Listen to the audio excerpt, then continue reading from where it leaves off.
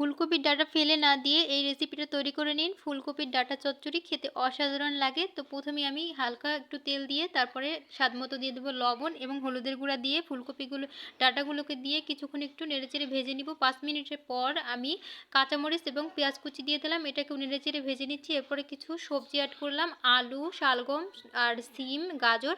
তো আপনাদের হাতের কাছে যে সবজিটা থাকে আপনারা সেই সবজিটাই ব্যবহার করতে পারেন। এখানে দিয়ে দিলাম সামান্য একটু মরিচের গুঁড়া আর সামান্য একটু দিয়ে দিলাম ধনিয়ার গুঁড়া। তারপরে আরও কিছু আমি এখানে সবজি ব্যবহার করেছি, ফুলকপি, টমেটো আর দিলাম মিষ্টি কুমড়া। তো এগুলোকে দিয়ে সব কিছুকে একত্রে মিশিয়ে দিচ্ছি আর সামান্য পরিমাণে একটু পানি দিয়ে ঢাকনা দিয়ে দিচ্ছি 5 মিনিটের পর। 5 মিনিট পর কাঁচামরিচ এবং ধনিয়া পাতা কুচি দিয়ে তারপরে নামিয়ে নেব। আর দেখুন গরম গরম ভাতের সাথে বা রুটি পরোটার সাথে কিন্তু এটা খেতে দারুণ লাগে। তো রেসিপিটা কেমন হয়েছে অবশ্যই কমেন্ট করে বলবেন। আর নিয়মিত আমার যারা রেসিপিগুলো দেখেন তারা অবশ্যই আমাকে লাইক কমেন্ট করে বলবেন যে আমার রেসিপিটা কেমন হয়েছে।